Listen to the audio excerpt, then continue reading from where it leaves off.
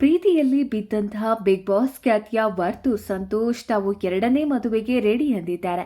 ಇದು ಸೋಷಿಯಲ್ ಮೀಡಿಯಾದಲ್ಲಿ ಸಖತ್ ವೈರಲ್ ಆಗ್ತಾ ಇದೆ. ಅಲ್ಲಿ ತನಿಷಾ ಕುಪ್ಪಣ್ಣ ಅಲ್ಲ ಅನ್ನುವಂಥ ವಿಚಾರವನ್ನು ಕೂಡ ಹೇಳಿದ್ದಾರೆ.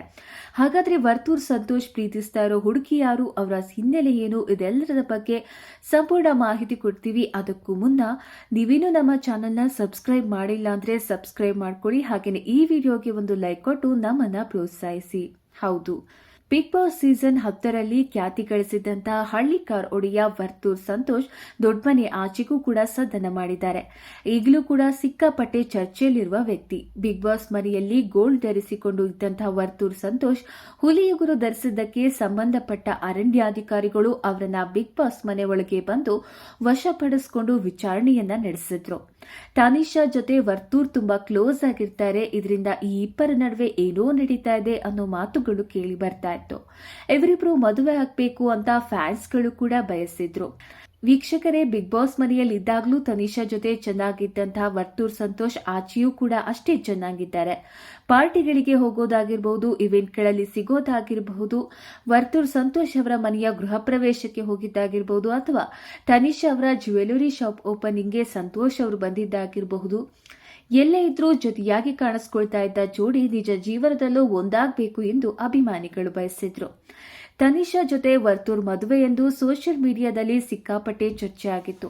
ಬಿಗ್ ಬಾಸ್ ಮುಗಿದ ಬಳಿಕೂ ಇವರಿಬ್ರು ಪದೇ ಪದೇ ಜೊತೆಗೆ ಕಾಣಿಸಿಕೊಂಡಿದ್ರಿಂದ ಈ ಒಂದು ಸುದ್ದಿ ಎಲ್ಲೆಡೆ ಹರಿದಾಡ್ತಾ ಇತ್ತು.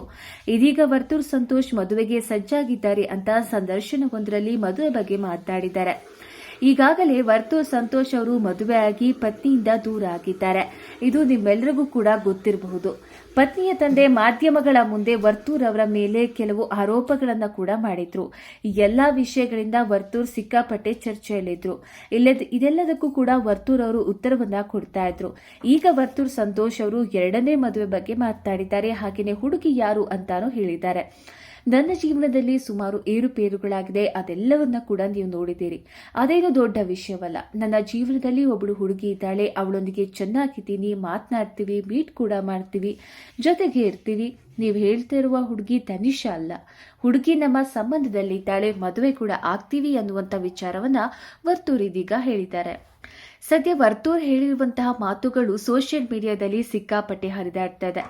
ಎಲ್ಲರೂ ಕೂಡ ವರ್ತೂರ್ ಮದುವೆ ಆಗಬಹುದು ತನಿಷಾ ಜೊತೆ ಅಂತ ಅಂದ್ಕೊಂಡಿದ್ರು. ಇದೀಗ ವಿಚಾರಗಳಿಗೆ ಫುಲ್ ಸ್ಟಾಪ್ ಇಟ್ಟಿರುವಂತದ್ದು.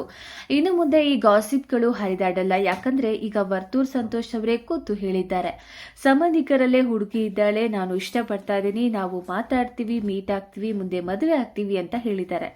ಆದ್ರೆ ಹುಡುಗಿ ಯಾರು ಅನ್ನೋದನ್ನ ಹೇಳಿಲ್ಲ. ಆದ್ರೆ ತನಿಷಾ ಅಲ್ಲ ಅನ್ನುವಂತಹ ಕ್ಲಾರಿಟಿಯನ್ನ ಕೊಟ್ಟಿದ್ದಾರೆ.